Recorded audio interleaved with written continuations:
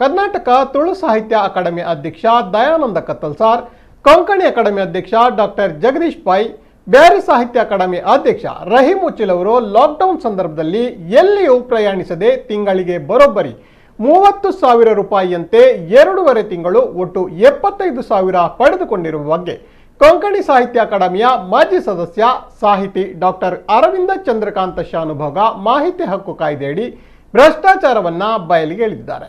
ಈ ಮೂವರು ಅಧ್ಯಕ್ಷರಿಗೆ ಪ್ರತ್ಯೇಕವಾಗಿ ತಿಂಗಳಿಗೆ 30,000 ರೂಪಾಯಿ ಪ್ರಯಾಣ ಭತ್ಯೆ, ದೂರವಾಣಿ ಬಾಬ್ತು 3,000 ರೂಪಾಯಿ, ಮಾಸಿಕ ಗೌರವ ಸಂಭಾವನೆ 25,000 ರೂಪಾಯಿಯನ್ನ ನೀಡಲಾಗುತ್ತದೆ. ಲಾಕ್ಡೌನ್ ಅವಧಿಯಲ್ಲಿ ಅಕಾಡೆಮಿಗಳಿಗೆ ಯಾವುದೇ ಕಾರ್ಯಕ್ರಮವನ್ನು ನಡೆಸಲು ಅನುಮತಿ ಇರಲಿಲ್ಲ. ಕಚೇರಿ ತೆರೆಯಲು ಅವಕಾಶ ಇರಲಿಲ್ಲ. ವಾಹನಗಳ ಓಡಾಟಕ್ಕೂ ನಿರ್ಬಂಧ ಇತ್ತು. ಆದರೆ ಈ 3 ಅಕಾಡೆಮಿ ಅಧ್ಯಕ್ಷರು ಕೂಡ ಮನೆಯಲ್ಲೇ ಕುಳಿತು ಸಾಹಿತ್ಯ ಕಾರ್ಯಕ್ರಮಗಳ ಹೆಸರಿನಲ್ಲಿ ಲಕ್ಷಗಟ್ಟಲೆ ಮೊತ್ತದ ಪ್ರಯಾಣವನ್ನ ಪಡೆದಿದ್ದಾರೆಂದು ಚಂದ್ರಕಾಂತ್ ಅವರು ಮಾಹಿತಿ ಹೊರಹಾಕಿದ್ದಾರೆ.